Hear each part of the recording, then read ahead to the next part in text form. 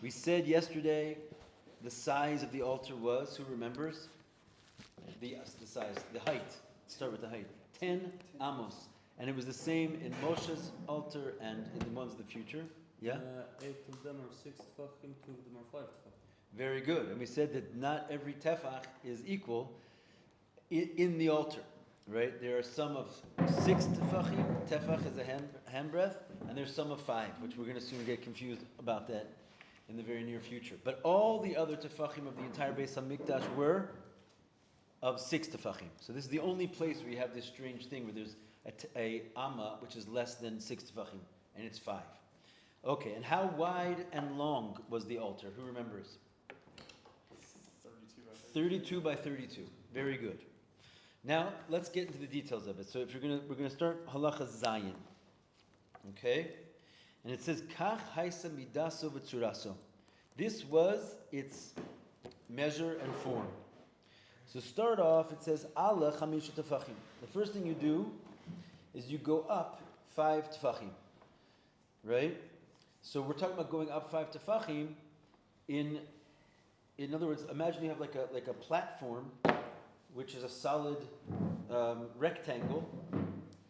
What's a 3-dimensional rectangle? Cube. A cube, right? But it's fine. Actually, it's not a rectangle. It's a mamash a cube, and you go up from the ground, just like this table, 5 amos up from the ground. That's how, and from all directions, right? And the kanas chamish tefachim, zeu yisod, and then you go in 5 tefachim, and that whole area is called the yisod. So you go up and in from 4 different directions, right? So you have this little platform, which is 5 tefachim up and 5 tefachim in. And that area, which you could then, like, let's say, walk around that area, that's called the yisod, the foundation. Nimsa, from here should I put this on? Or? Yeah? Okay, Nimsa comes out, Rochav shloshim amma ushtei tefachim, al rochav shloshim amma ushtei tefachim. Then you have now created a width of a new structure, which is going to be coming up, of 30 amma and 2 tefachim. How does that make sense? How big was it to begin with? 32, right? So what you just did was you went in from 2 directions, 5 tefachim. I kind of really feel like I wish I had something to sort of explain this. So this is the yesod, right? This is up 5, and then you went in 5. Thing is, you went in 5 from all 4 sides. So now you're going to have another, like you see how this thing is drawn on there inside. You have that, but it's going to be protruding up. So we're trying to figure out the surface area of this thing. If you took out 5 tefachim from this side and 5 tefachim from this side, and the same thing from the width, what size do you have left? Inside. What's the surface area of this thing? He told you 30 amos and 2 tefachim in square, right? Because you had 32. What did you do? You went in. You took out basically 10 tefachim, which is almost 2 amos, right? It's basically 2 amos minus 1 on each side. No, are you getting this? Someone has to get this. Yeah? All right, fine, no big deal. Now, you have what's left is an area, when going in 5 tefachim on each side, you have what's left, an area of 30 amos and 2 tefachim on each side. Ala shloshim tefachim. What are you going to do now? You're going to bring in fits perfect, right? You're going to go up now 30 amos in the next stage of the building process, going higher. Is it something I said?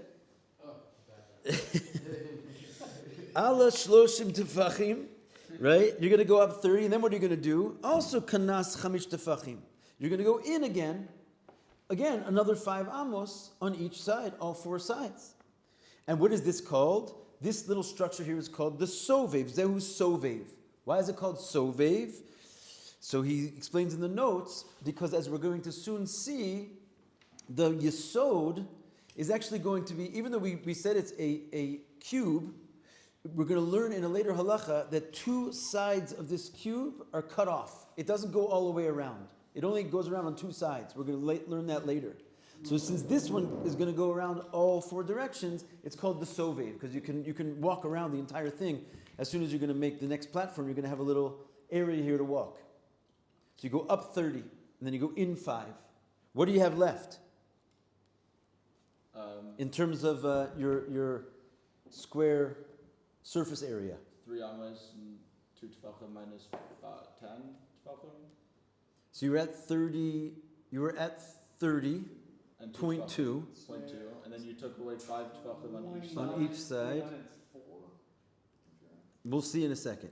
It's right. He's going to tell us, but you're on the right path. Now what? It's kind of, the Rambam here is like a funny girsa. I think they take it, there's parentheses, brackets, they put them in, they take them out.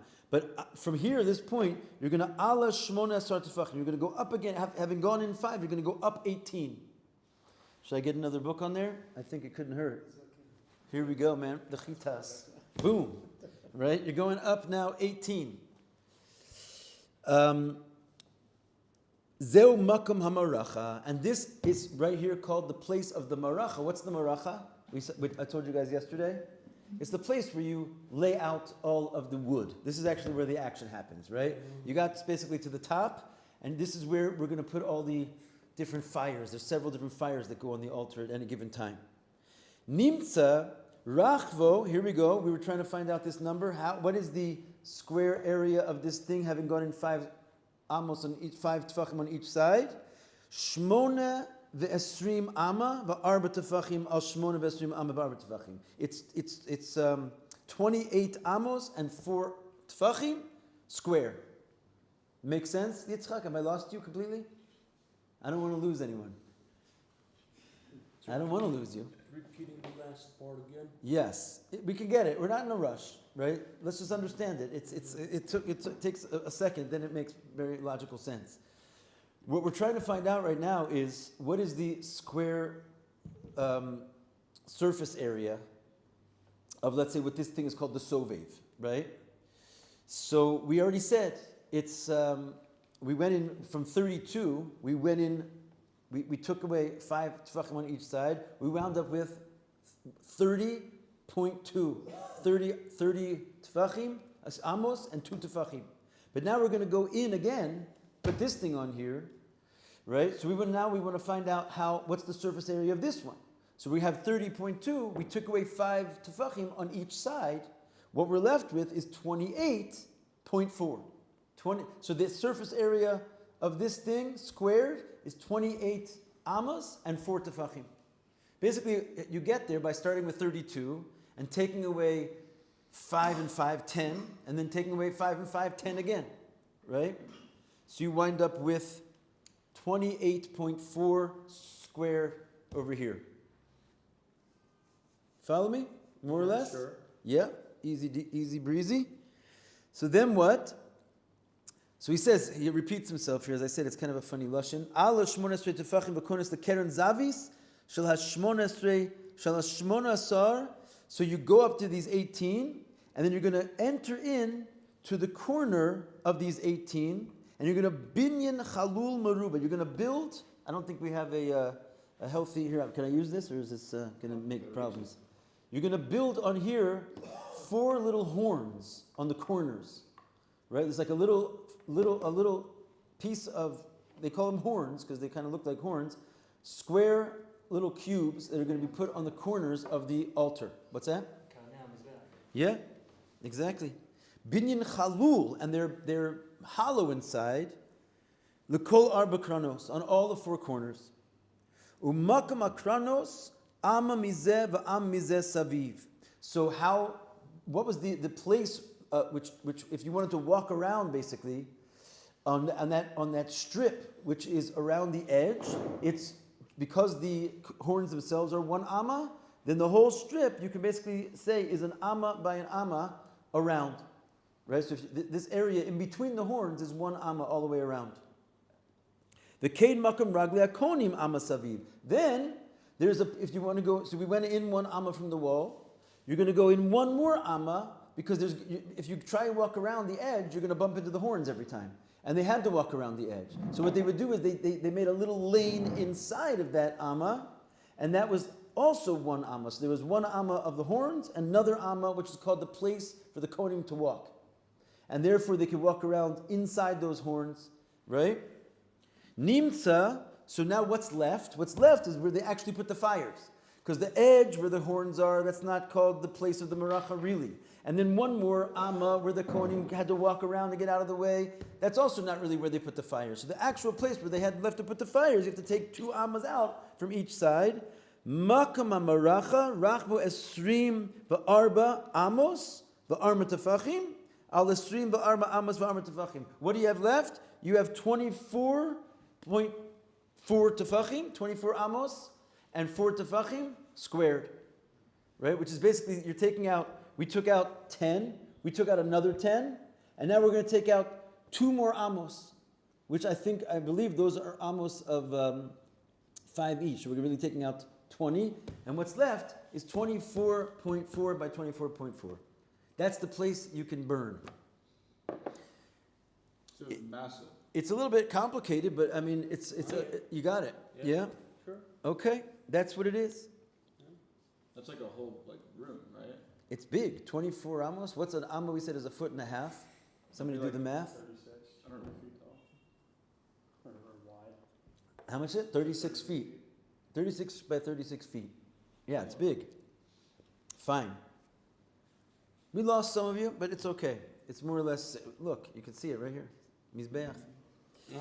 Okay. Gova kol keren v'keren chamish tefachim. How high are these actual horns? Each one is 5 tefachim, which would basically get you to the end of our height of the Mishkan. Right? Each one was 5 tefachim. Ribua kol keren amal amma, the square, each one was an amma square. The arba kranos chalulin hayu. We already said they were hollow inside. The gova makam amaracha shmona asar tefachim. And the place, the height of the place of the maracha was, we already said, 18 tefachim. Nimtz, right? So altogether, what do we have? We went up 5. We went up 30. How much is that? 35. You went up 18.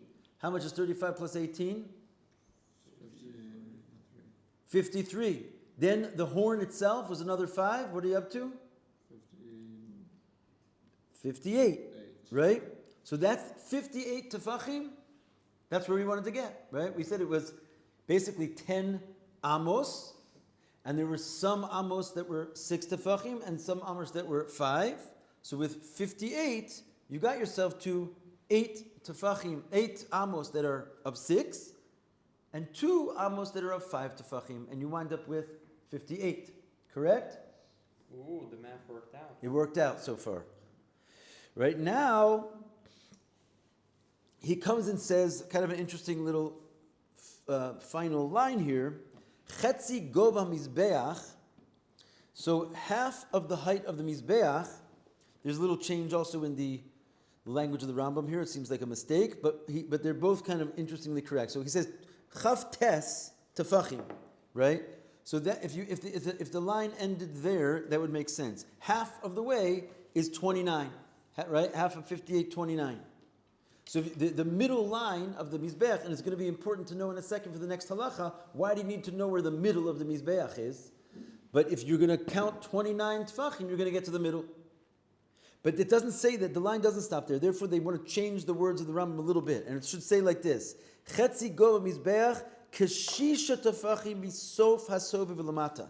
So the half of the Mizbeach is actually 6 tefachim from the end of the sovev and below. Let's do that again. So if you go all the way to the sovev, how many do you have again? You have 5 plus 30, 35.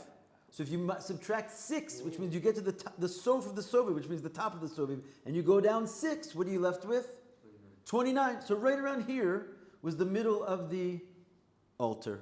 It's 6 tefachim below the top of the sovev, which is 29 tefachim. Got it? Nice. We just built a mizbeach. Now he says, Chut shel sikra haya choge be'emtza mizbeach. There was a red string, essentially, around that line, which was 29 tefachim from the bottom. Right in the middle of the Mizbeach, there was this line. It was basically the color red. I don't think it was actual string. It was like painted red. What was it doing there? The havdil bein damim elyonim v'damim tachtonim. It was in order to separate between what we call the higher bloods and the lower bloods. What's the higher bloods and the lower bloods? Does anyone know? Certain sacrifices that had to be sprinkled on the altar. Some of it says you had to sprinkle them on the top of the altar. Some sacrifice had to sprinkle them on the bottom of the altar. So you had to know where the top and the bottom was, and it had to be kind of clearly delineated. So he's... Yes, exactly. Ola sa'of, the bird ola offering, right? Shedama mismatza l'mayla min achut. You had to smear the blood of the bird's neck, right, onto the top of the altar. And chatas ha'of, whereas when it's a sin offering of a bird, then you had to put its blood below on the bottom part of the altar, right? And the same is true for the ola of the behema and the asham and the shlamim. They also went below. Okay, so they had to know where it was, so they had this red string type painting. Fine.